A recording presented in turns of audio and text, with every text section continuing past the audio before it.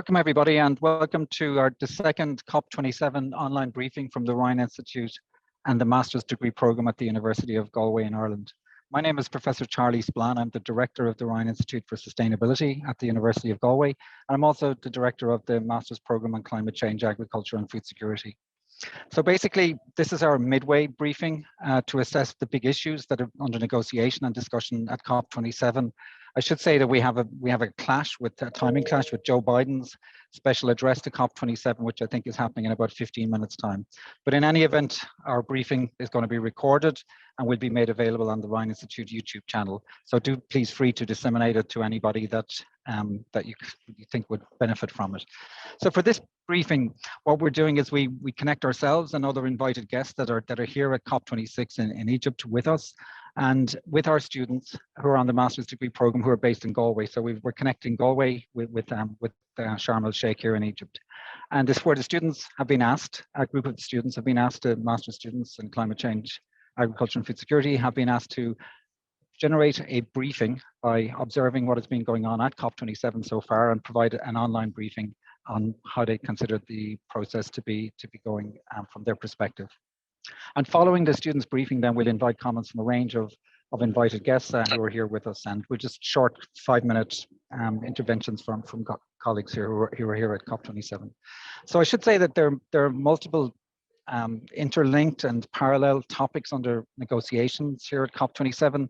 They range from topics like trying to keep 1.5 degrees alive, climate finance, adaptation, loss and damage, global stock take, reform of our financial institutions, and many, many other kind of parallel issues. We're now in day 6 of COP27 of the negotiations, approaching the halfway mark, which is next Sunday. So we can kind of ask ourselves, what has happened so far and what's likely to happen in the week ahead.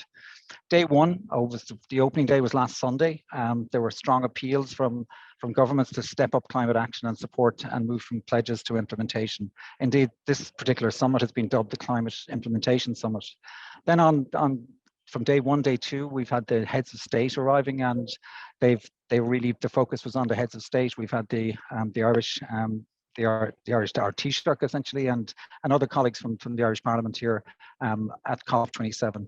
One of the key quotes from the UN Secretary General during the heads of state sessions was that really this was from Antonio Guterres, and his communique, I suppose, to the heads of state was that they need to cooperate or perish, and that failure to deliver on climate is the collective suicide pact.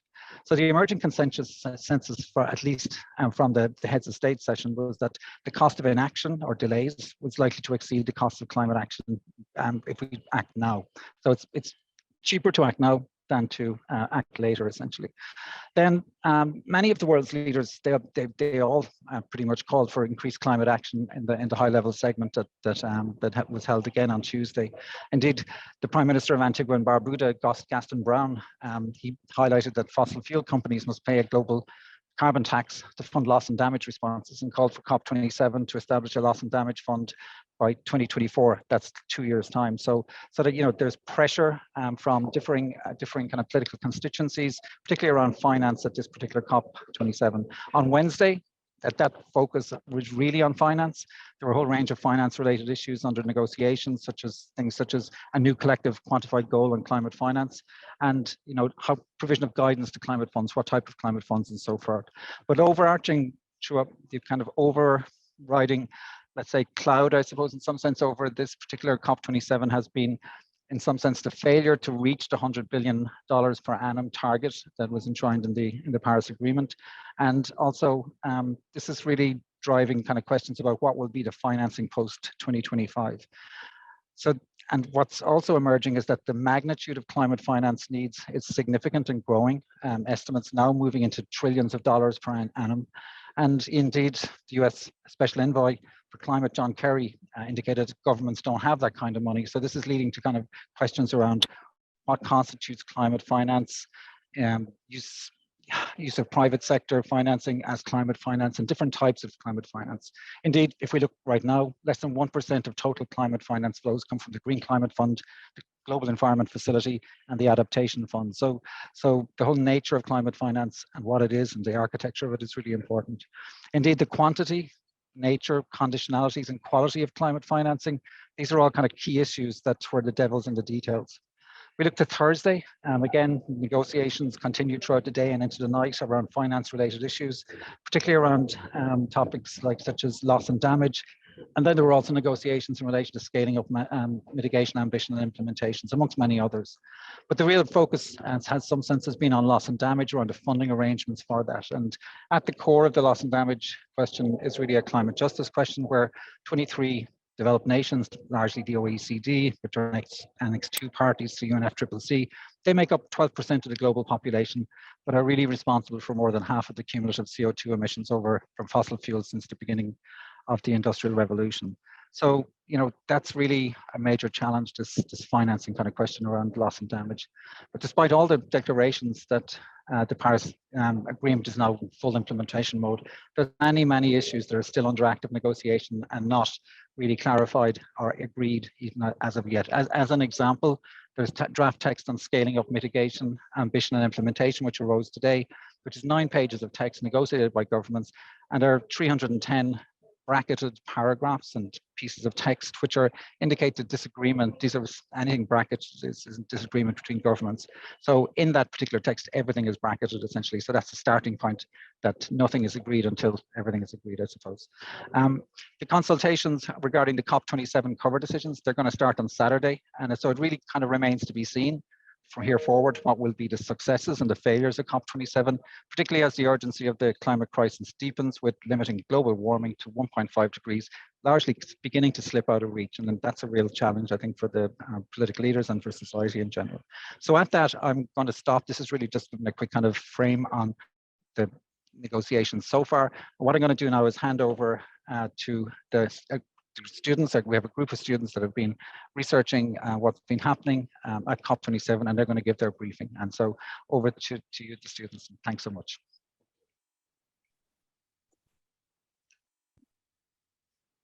Hello, and thank you, Professor Charles, for the introduction. Today, a briefing is being conducted titled "Turning the Tide on Climate Change," on what has been discussed and negotiated so far at COP27 and the key issues, successes, and failures that have come up. Next slide, please. This briefing has been researched and compiled by 6 students, including myself, Jenna, Sean, Umaru, Mitroy, Shabila, and Caroline, studying the Climate Change, Agriculture, and Food Security Masters here at the University of Galway. Of those 6 students, myself and my classmates, Sean Yates and Spillane will be presenting. Next slide, please.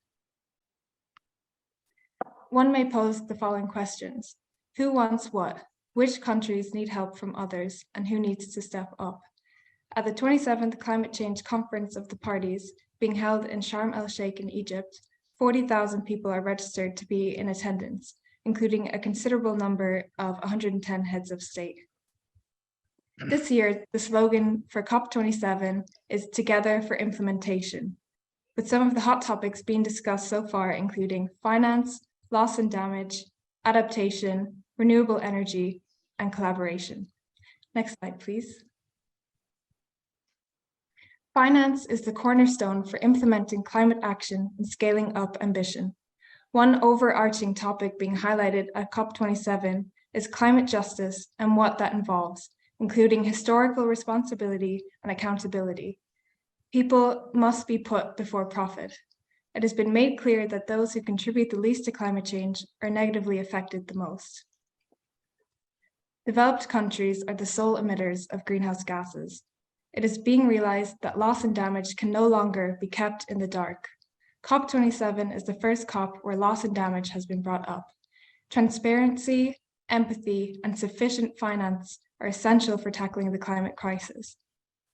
At the 2009 United Nations Climate Change Conference, wealthy nations made the promise of giving $100 billion for climate adaptation and mitigation to less wealthy nations by 2020. Unfortunately, it was revealed that they failed to give the full amounts. However, countries such as Scotland, Belgium, Germany, and Denmark have recently pledged funding to help developing countries with loss and damage. Ireland, for example, has promised to give €10 million to the Global Shield Initiative, which is set up to help communities in poor and vulnerable countries to help recover faster from climate disasters. A guidebook was also launched during COP27 to strengthen finance from pledges to progress, involving inclusive partnerships to allow for a climate-resistant future. But these figures are only in the millions range when billions or even trillions of dollars are needed for real, impactful change. Next slide, please. Environmentalist Al Gore and Barbados Prime Minister Mia Mottley both spoke at this year's COP. They both made the point that access to private capital is essential for providing sufficient funding for this climate emergency, especially for developing countries. The World Bank system must be reviewed and changed.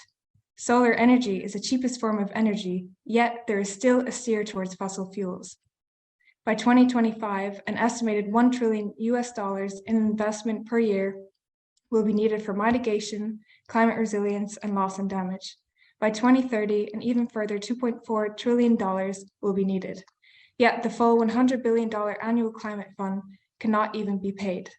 Access to the trillions of dollars necessary to tackle climate change is critical to allow for humanity to be sustained and for a safe planet for future generations. It is the right and moral thing to do. The money is there and it's time to pay up. Now I'll introduce you to my classmate Sean Yates, who will be discussing why finance for loss and damage and adaptation is needed. Thank you. Thank you, Jenna. So, climate-related shocks like those recently seen in Pakistan cause billions of dollars in annual economic losses and damages. They destroy infrastructure, homes, assets, factories, and sustenance, and disrupt local, regional, and global supply chains. They also cause unimaginable non-economic losses for people and nature, as thousands die and millions are displaced as land and ecosystems become unproductive, as schools and health centers are closed, and as cultural heritage and social connections are destroyed.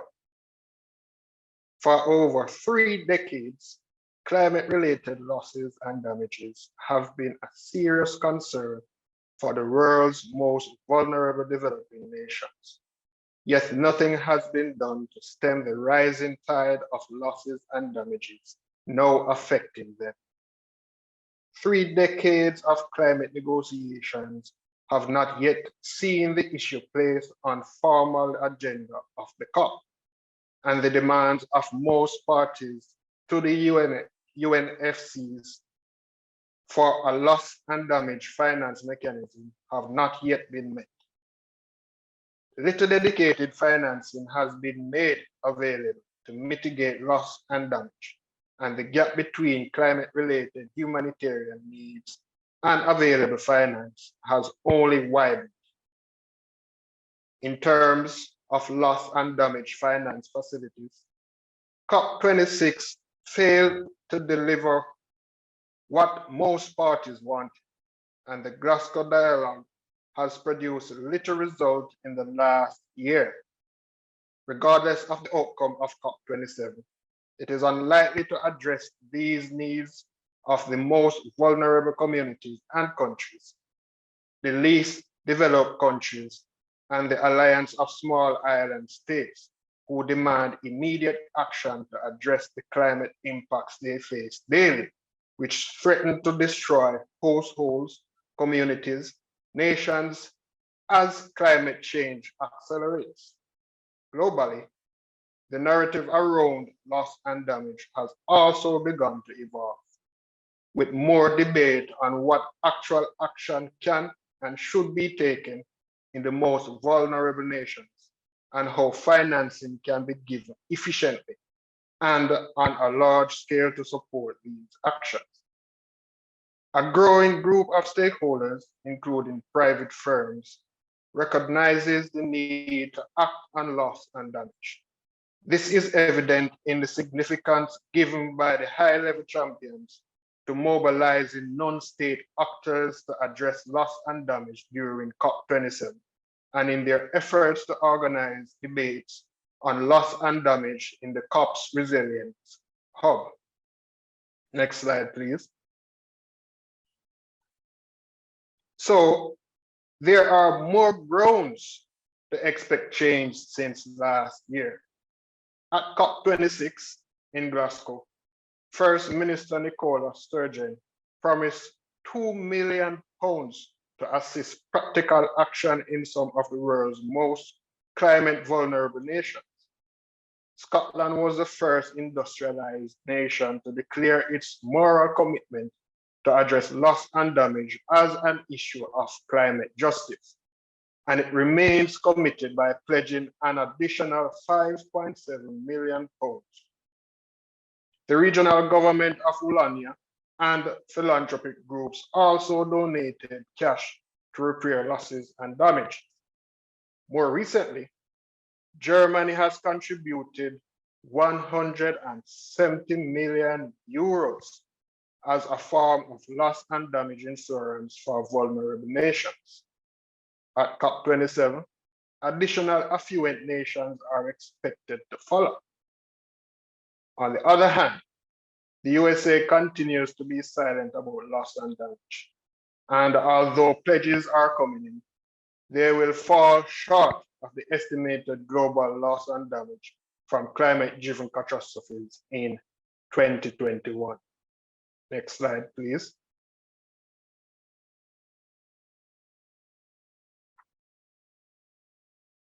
So, as global warming increases, human-caused climate threats rise. Appropriate mitigation and adaptation are needed to reduce adaptability limits. Adaptation can't be ignored, especially in the face of massive non-climate factors.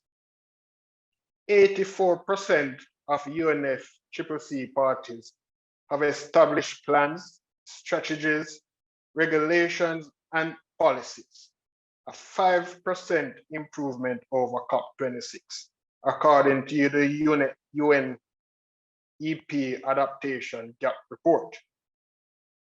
This is great because it strengthens climate change resilience as more nations ratify the Paris Agreement and shrink adaptation gap by 2030. For example, Uganda's NDCs now include climate and disaster risk reduction planning, budgeting, and reporting, as well as early warning systems. The world's adaptation planning, finance, and execution continue to make modest gains, but can't keep up with escalating climate dangers.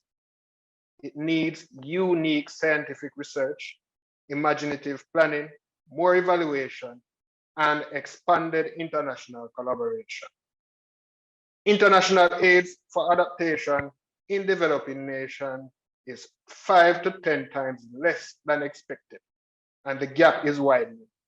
Between 160 and 340 billion US dollars a year would be needed by 2030, and 315 to 565 billion US dollars by 2050.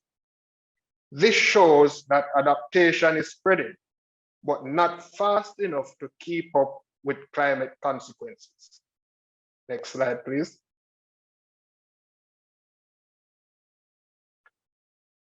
And so the adaptation agenda launched by the COP presidency to deliver climate resilience for 4 billion people by 2030 was released on November 8, 2022. This agenda strives to achieve the climate goals of the Paris Agreement and Convention.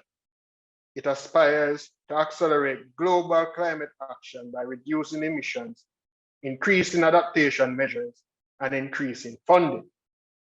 The agenda therefore fosters inclusive, rule-based, ambitious, and scientifically significant solutions. Additionally, the agenda aims to motivate global action and 30 adaptation targets. which requires a clear, unified approach. Each aim provides global solutions that may be used locally to address local climatic settings, requirements, and threats. The 30 adaptation outcomes include urgent global 2030 targets related to, according to the World Bank International Fund Policy Review, climate resilient, sustainable agriculture, which may raise in yields by 17% and cut farm level greenhouse gas emissions by 21%. Additionally, investing $4 billion to save 15 million hectares of mangroves via community activities to prevent loss, repair, strengthen protection, and provide long-term funding. All these fall under COP27 thematic area of food security and agriculture systems. COP27 President and Egypt Minister of Foreign Affairs, Sameh Shoukry, has been relentless in building a governance framework to guarantee continuity in scope, priority, and reporting. It will be the driven force behind the adaptation focused measures launched at COP27 that will expedite system-wide actions. Also, the resulting objectives will be defined by the high-level champions for adaptation and resilience. Simon Steele, UNFCCC's Executive Secretary, stated that climate-related tragedies show importance of adapting, and Sharm El-Sheikh adaptation agenda blends government and non-party stakeholders' commitments to address present and future climate change consequences. All stakeholders are needed.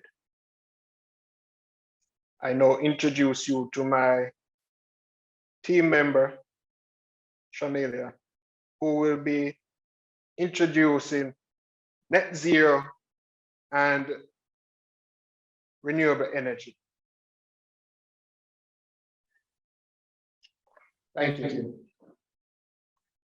Thank you, Sean. Next slide, please. One of the key actions we'll need to implement going forward is reducing our greenhouse gas emissions. In 2015, 196 countries adopted the Paris Agreement to reduce global warming and build resilience to climate change. This overall goal was to limit warming to not more than 1.5 degrees Celsius. Is humanity on track? Sadly not. Despite a call for strengthened NDCs for 2030, progress since COP26 Glasgow has been woefully inadequate. NDCs submitted since COP26 take only 0.5 gigatons of carbon dioxide equivalent greenhouse gas emissions, which is less than 1% of projected global emissions in 2030.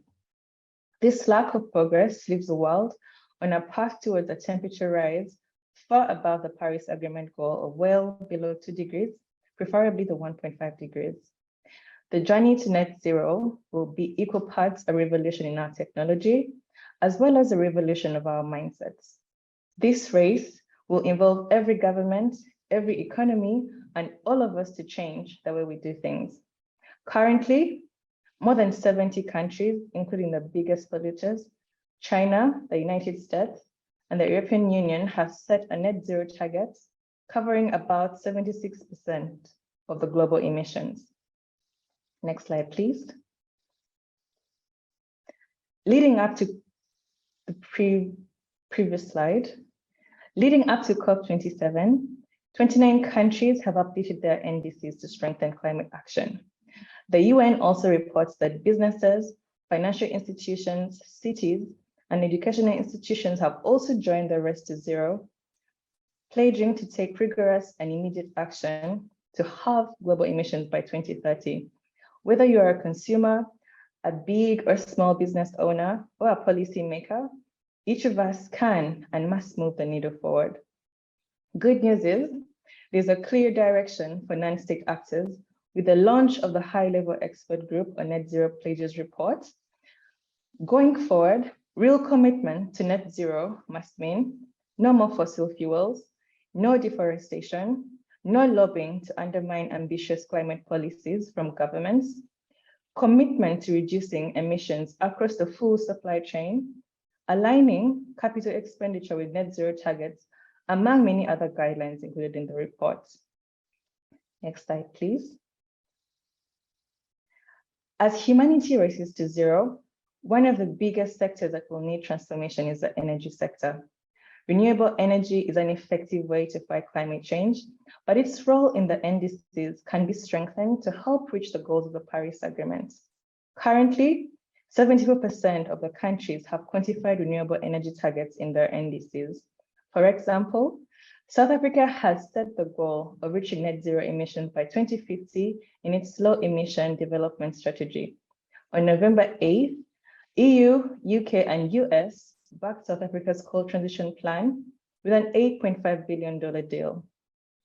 At a COP where the impact of the climate crisis on developing countries is a top priority, this agreement could serve as a model for similar plans.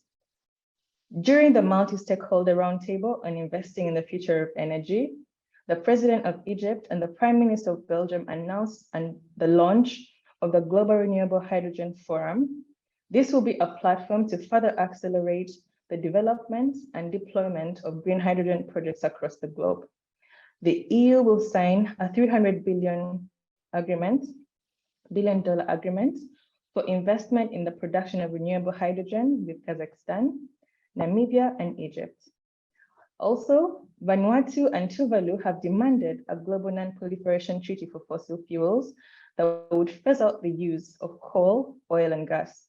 These nations are acutely vulnerable to sea level rise caused by global warming and call for an agreement to end the era of banning fossil fuels, which is the primary cause of the rapidly escalating climate crisis. More discussions on renewable energy will be held on the 15th of November at COP27. Next slide, please. As Mia Mottley, the Prime Minister of Barbados, expressed, we have the power of choice. Non-environmentalist Al Gore also said that it is a choice to continue this pattern of destructive behavior. The UNFCCC Executive Secretary, Simon Still, also made a point that women and girls must be placed at the center of climate decision-making and action. Will political leaders finally turn these promises and strong words into progress? Some of the blockers of climate action highlighted so far this year are war and conflict. The president of Ukraine highlighted that the climate crisis cannot be tackled without peace. The world must move away from business as usual. Collaboration and leaving no one behind is critical to implement going forward. And global cooperation must be voluntary. Our future deserves a chance. Next slide, please. So far, a lot of emphasis has been placed on the topics of finance and loss and damage at this year's COP. Upcoming discussions will include gender and women on the 14th of November and biodiversity on the 16th of November. Both topics are important. One highlight so far, though, has been the involvement of the youth for the first time. But we must ask, if sufficient climate finance is provided, how long will it take to reach the people who need it? Will it arrive too late? There is a finite window for action before a tipping point of irreversible damage is reached. Will our leaders rise above profit? The choice is ours. Thank you very much for listening. I hand it back to Professor Charlie.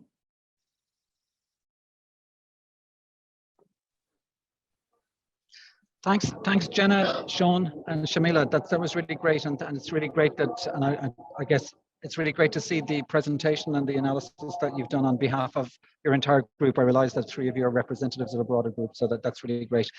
Right now, then, I'd like to hand over to some colleagues. We have Una Murray, who's on our faculty here at the University of Galway, We also have Sive O'Neill, who's a climate policy expert from Ireland, and also Maurice Sadlier from World Vision Ireland, joining us as who are here at COP. So in the same order, I'd like to hand over to Una just to kind of give her kind of thoughts on how she's finding the COP27 process so far. So we'll hand over to Una. Hi, everybody. I'm just going to give you a very quick brief of what I've been doing. Thank you so much for your presentations, Sean and Samila and the first speaker. Really interesting to see your views from outside. And just picking up on one of the points Samila made, I've been following, well, first of all, I've been trying to follow the human mobility and climate change blue zone meetings, where stakeholders are trying to put kind of climate and migration on the agenda of COP27.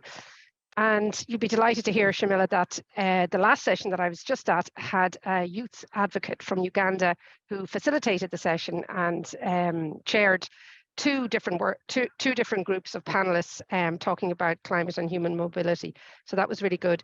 So she had IOM, ILO, UNHCR, some of these big agencies.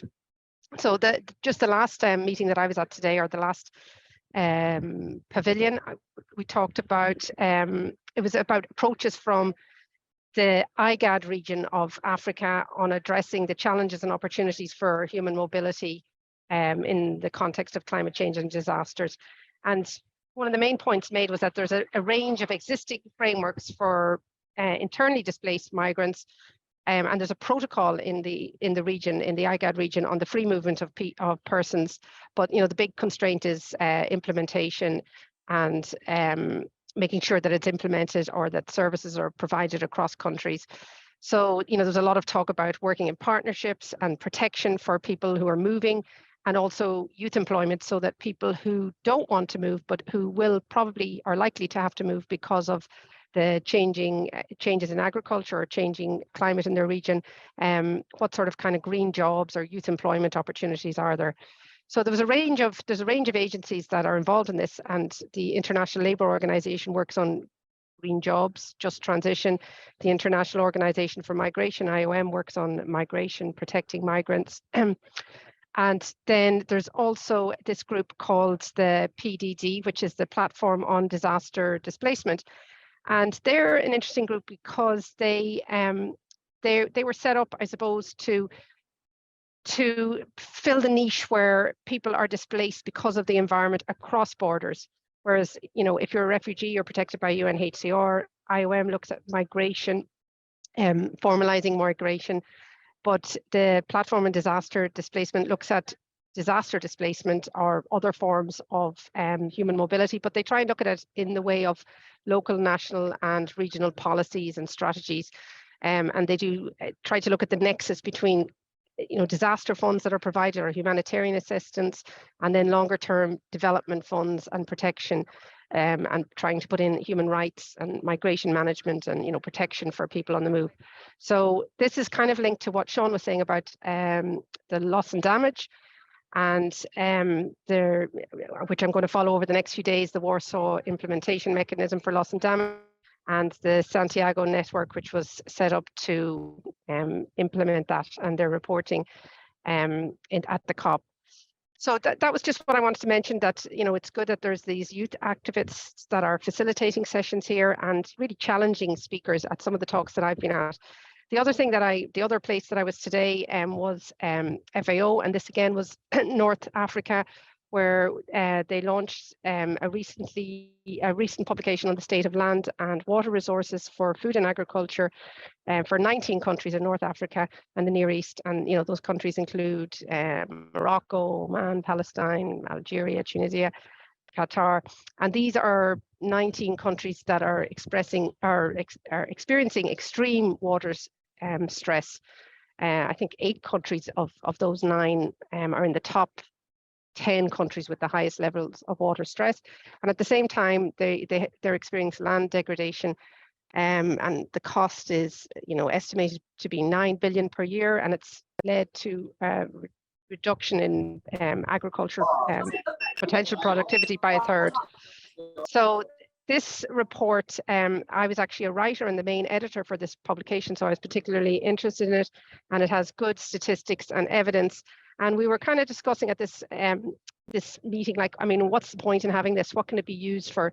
I mean, first of all, it can be used as evidence, but secondly, countries can compare with neighbours, and it can be used for helping to formulate projects and access to funds, climate finance, that specifically address land and water issues.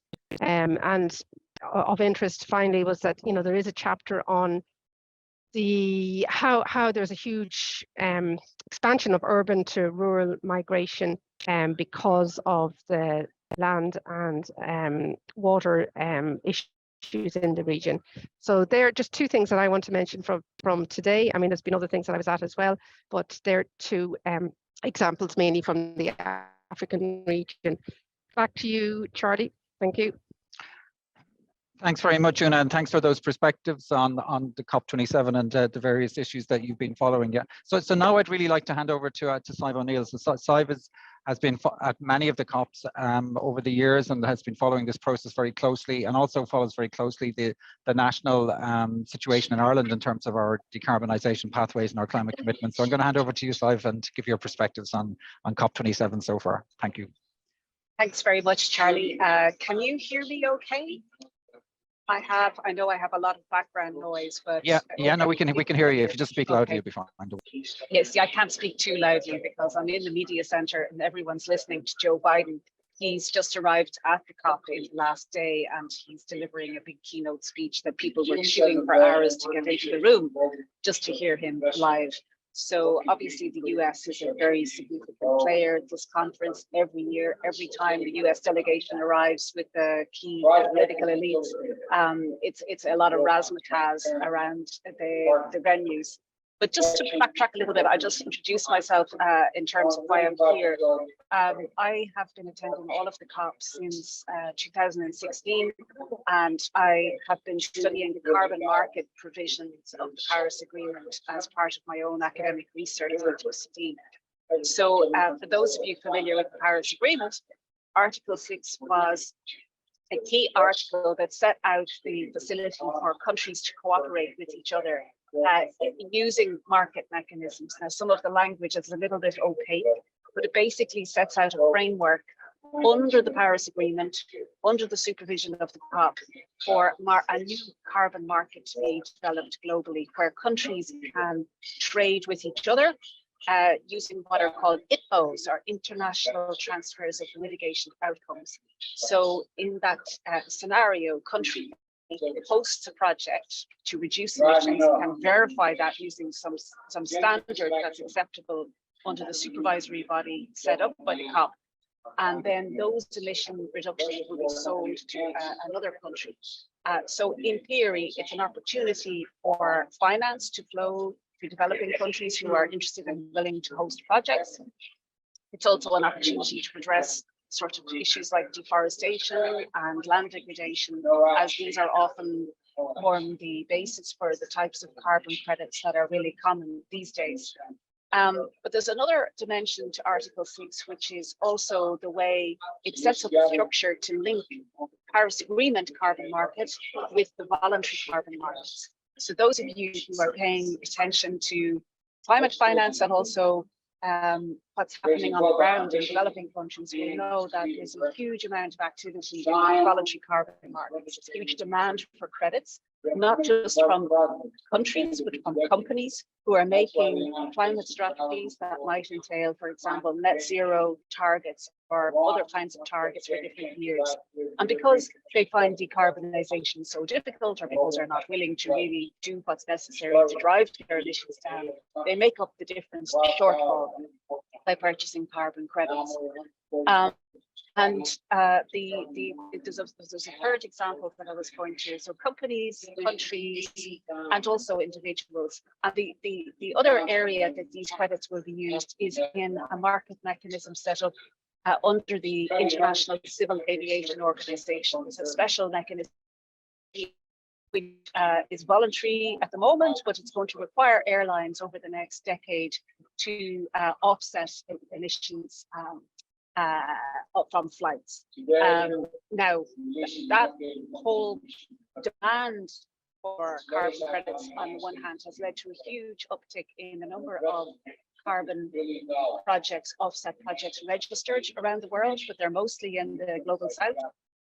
And also a huge number of intermediaries, verification bodies, buyers and sellers, you know, and a huge amount of that industry is actually here at the COP, because this is where the trading is done, the deals are done to develop new projects, to find host countries. And some countries like Ghana and Switzerland have actually entered into a bilateral agreement now, whereby Ghana is going to authorize projects to develop mitigating outcomes that will be sold to Switzerland, because Switzerland has a target of reducing its emissions by 50% by 2030, but they recognize straight off that they don't think they're going to achieve that. So 37% of that will be done domestically and the rest will be done offshore. They see it as a contribution under the Paris Agreement. It's a cooperative arrangement. It's all legal. It's perfectly legitimate. Everybody's on board. So what's the problem? Well, there are problems. There are problems with carbon offsetting straight off because of the challenge of finding a way to compensate for fossil fuel emissions. So fossil fuel emissions, largely CO2 emissions, stay in the atmosphere for hundreds, if not thousands of years. So if you want to claim that you are replacing that emission with something that's removing it, you have to show and verify and prove scientifically that the emission reduction is permanent. It has to be pretty much permanent to offset fossil fuel emissions. And also additional. It has to be additional in the sense that the carbon offset markets have to demonstrate that their projects would not happen otherwise. So it can't be just part of your run-of-the-mill usual renewable energy, you know, campaign, or it can't be something that was going to happen anyway. It has to be extra. It has to be an extra effort. Otherwise, offsetting would displace mitigation in the host country. So you can see that it's very, very difficult to ascertain what's really going on in this space. Are the mitigation projects really delivering the emission reductions that they claim to deliver? Do cooking stoves, deforestation and degradation projects, which involve forestry, which is already vulnerable to climate change and drought, and also it's difficult to say if any particular land use is permanent or not. It's almost impossible for anyone to make that claim. So as a result of that, the negotiations in relation to carbon markets involve a lot of discussion of safeguarding mechanisms. So that, for instance, there's a 5% share of proceeds that has to go towards adaptation. There's a 2% commitment under 6.4 towards basically cancelling a certain 2% of the overall emission reductions in order to ensure that there's pressure, downward pressure on emissions overall, that the market should be shrinking and not growing, and also to keep the price as high as possible. But the effect of all these schemes, and included in that would be the compliance markets, carbon markets like the European Emissions Trading Scheme, is really marginal at best. The European Emissions Trading Scheme has not delivered significant emission reductions in comparison to what the European Union should be doing. And industry has not delivered the kind of decarbonisation efforts that it's capable of doing because it's still so reliant on fossil fuels. So offsetting doesn't really fix our problem. We will never be able to address the climate issue unless we stop using fossil fuels. No amount of offset won't cure that. So today at the COP was Decarbonisation Day, and decarbonisation is strangely not very prominent in the agenda this year, notwithstanding the details that Charlie was referring to in relation to the mitigation increased ambition, which is a follow-on from the Glasgow COP last year. It's really very disappointing that there isn't an international mechanism in place that requires countries and companies to start divesting from fossil fuels, to stop exploring for fossil fuels, and to gradually phase them out altogether, and not just coal and not just unrated coal. So we're still a long way off where we should be. And at one of the pavilions I went to today, which is about the cryosphere, all the frozen parts of the earth, glaciers, ice sheets, and of course the permafrost, you know, there was a great slogan there, which is, you cannot negotiate on the melting point of ice. And I thought that was brilliant, because that's really where we're at the moment. You can draw up all kinds of fancy carbon markets, and people can make money out of it. People can replant trees and feel really good about it. But at the end of the day, you can't negotiate with the melting point of ice. So until we bring those emission reductions down, stabilize the amount of carbon dioxide in the atmosphere, we are not going to fix the climate. It really needs to be at the top of the agenda. So I'll stop there, Charlie, unless you have any other things you want me to mention. So thanks so much for that, and it's really great that you've kind of unpacked the kind of, I guess, the devil in the details regarding the carbon markets. And I think that's kind of, it highlights, I think, the complexities underlying all of the statements and the slogans here at the COP27. You know, so at that I've got one additional speaker here. We have, if he's still here, this is Maurice Sadlier. I don't know if Maurice is still here. I think we're missing him. Isabel, is he gone? Yeah. Hi, Charlie. Maurice is gone, but there's another speaker on the line. Okay, so then if you can set them up there, that'd be brilliant. Yeah. Yeah, of course. Isabel, are you referring to me? Hi, I am. Yeah. You have I think you joined. Hey, Siobhan, how are you? Good to see you. So Siobhan Curran from Trócaire, you're so welcome, right? Okay, so we were trying to get you in there. So I'm going to hand over to Siobhan Curran, because Siobhan is here with Trócaire, an Irish NGO, and following the climate negotiations very closely. Yeah, over to you, Siobhan. Thank you so much, and thank you, everybody. I'm sorry I didn't hear the very start of your presentation, but yeah, the bits I heard were really impressive. I think you're following it in quite a level of detail from afar. So yeah, I mean, I'll speak a bit to the issues that Trócaire has been looking at most closely, which really is around loss and damage and elements of climate finance. And so, yeah, as you know, loss and damage, I think, is being defined as the issue of this COP. It certainly has a lot of prevalence at this COP, even compared to the last one. And I think part of this is it has been building up for many years. It's been something that developing countries have been pushing for decades.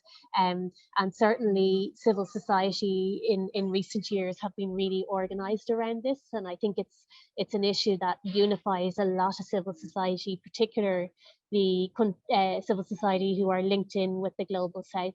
And so there is a feeling that, you know, it will be very timely for the African COP for actual delivery on loss and damage. It's a particularly important issue for Trócaire because so many of our partners and the communities that we're working with are experiencing loss and damage so directly. And so a lot of the communities that we link in with are really on the front lines of the climate crisis, and they're experiencing crisis after crisis. They're living the climate emergency.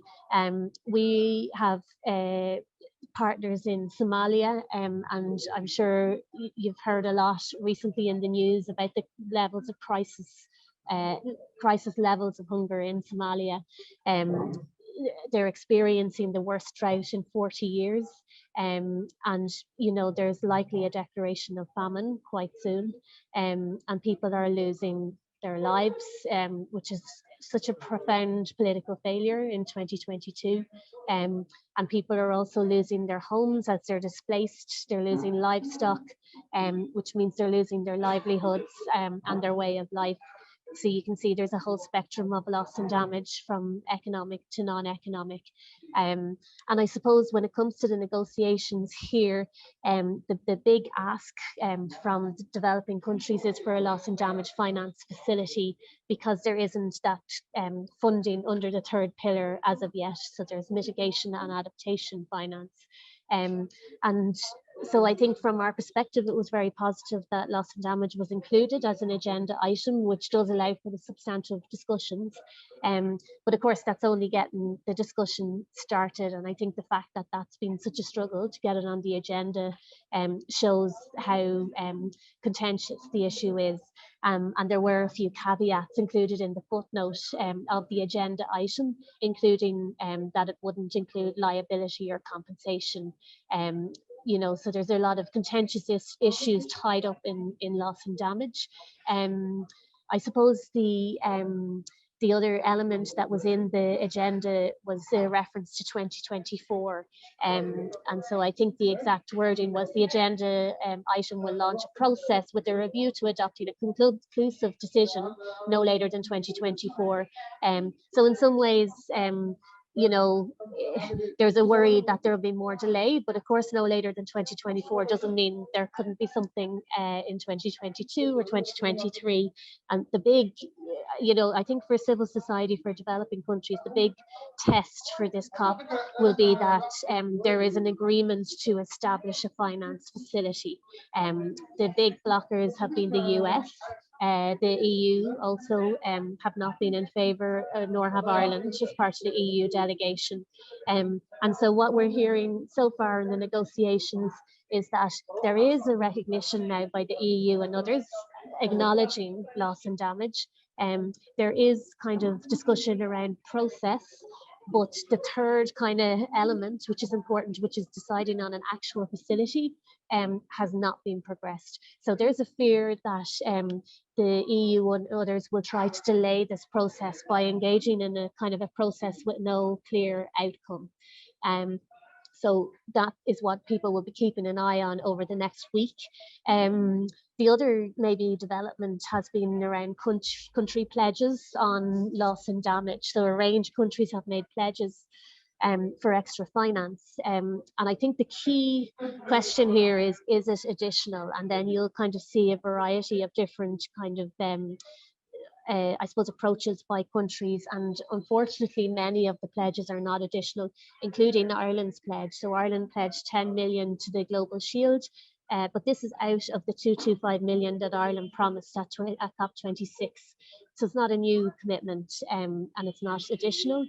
In relation to the Global Shield itself, I suppose what we really want to make sure is that there's a focus on the establishment of a finance facility within the UNFCCC, and not to divert attention away from it. And it's certainly not to say that initiatives outside it aren't valuable or welcome, but the focus for this COP really is on the facility itself. So we're really trying to keep that focus and make sure there isn't too much distraction. I have heard that as we're here, apparently Biden has also pledged money to the Global Shield. I think the timing of this needs to be really looked at, because, it seems like it's maybe kind of politically a play by countries that have blocked loss and damage to show they're doing something. But if they're not delivering what developing countries are actually asking for, I think that needs to be questioned. And I think this could be kind of a political move that needs to be challenged. Yeah, I think the other, maybe I'll finish up the other point that was interesting this week, listening to the Barbados input of Mia Amor-Motley, who said, the question around fossil fuel subsidies and how, the big question about finance is how we shift from the millions to the billions.